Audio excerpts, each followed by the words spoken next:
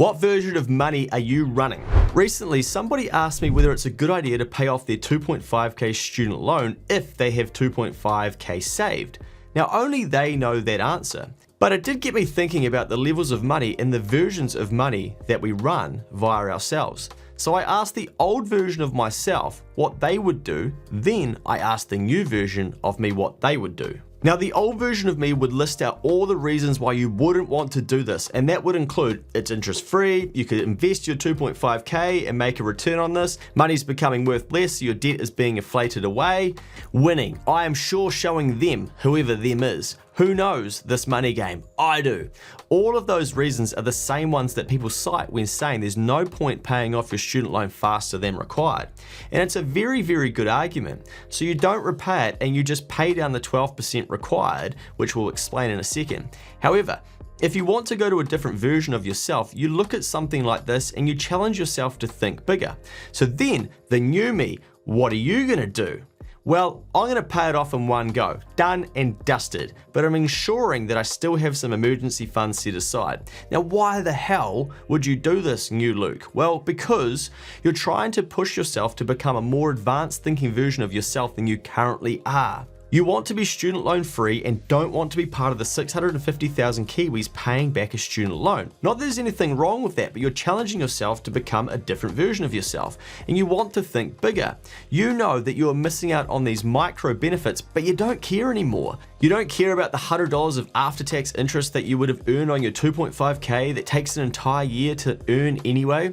You already know that you've been able to stack 2.5k clean, so you know that you can do it again. Now, the challenge is to do it in half the time, i.e. pay the 2.5k off, then challenge yourself to stack another 2.5k in 6 months. Well, how the hell are you going to do this? Start by looking at how you saved the first 2.5k, what lessons are here, and how can you speed them up? What would you do differently? What can you sell? What can you earn? Where can you earn this from? Who can help you? Also, you now have 12% more of your income for each payday to do something with. What are you going to do with this cash? You have to know this answer because from your next pay, it's a real thing for you. For the old version of Luke or yourself, you didn't need to think about this for another X number of months until your loan was cleared. A reminder here that the rules state those with student loans must pay 12% off the student loan from income above around 24k. The cash flow freed up from no longer paying the student loan may help you service different forms of debt too. Better learn about that. Perhaps, and more importantly, you have achieved a significant financial milestone of clearing your student loan. Definitely celebrate that shit. Sure, it was interest free and cost you nothing, but nothing is free, right? You were paying because you were paying with the opportunity cost of the 12% from each pay packet.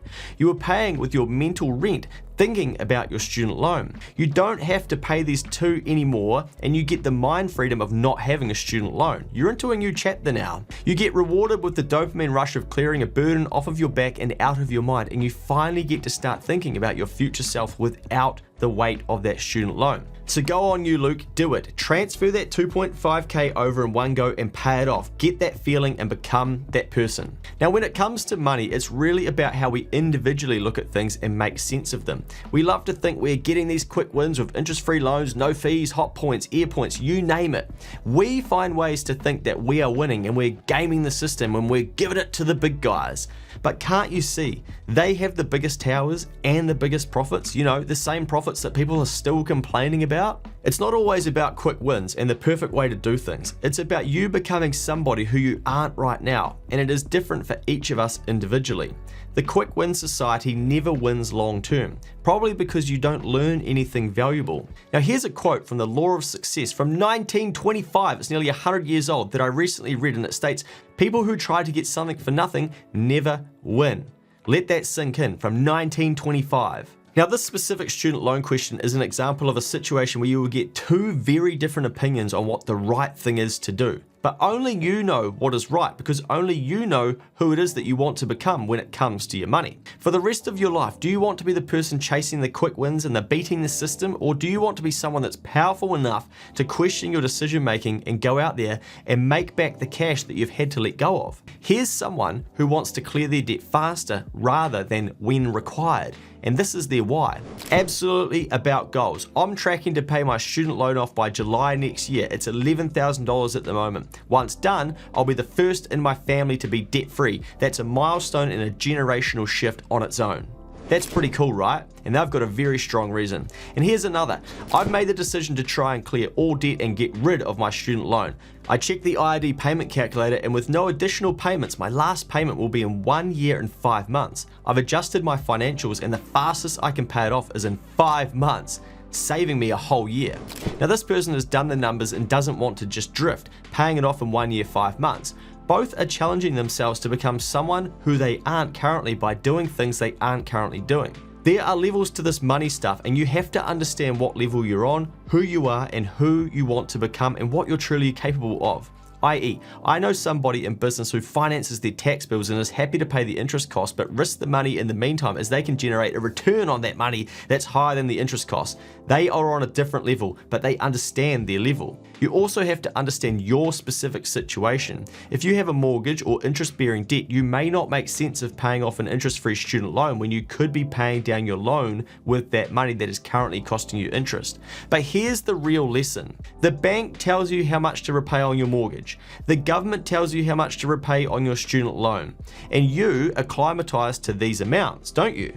In some ways, you just do as you're told. You haven't even thought about this. Someone thought for you, the bank and the government. Now, you've not thought about how much you could repay off of these debts, and you're allowed to. Only you can do that and figure that out.